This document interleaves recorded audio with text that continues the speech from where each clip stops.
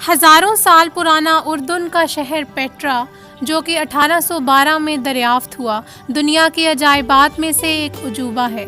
ہزاروں سال پہلے سخت چٹانوں کو کاٹ کر بنایا گیا یہ قدیم شہر ہے۔ یہ شہر وادی موسیٰ میں پہاڑوں کو کھود کر بنایا گیا۔ چٹانوں کے منفرد رنگ کی وجہ سے اس قدیم شہر کو روز سٹی بھی کہا جاتا ہے۔ سن 2007 میں اردن کے قدیم شہر پیٹرا کو دنیا کے 7 نئے عجائب میں شامل کیا گیا تھا۔ گزشتہ 2 سالوں سے اردن آنے والے سیاحوں کی تعداد میں اضافہ ہوتا جا رہا ہے اور ٹور آپریٹرز اسے مشرق وسطیٰ میں سیاحوں کے لیے محفوظ مقامات میں شمار کرتے ہیں۔ پیٹرا آنے والے اکثر سیاح اونٹ پر سفر کرتے ہیں اور یہاں تحائف کی خریداری کے لیے مختلف سٹالز لگائے گئے ہیں۔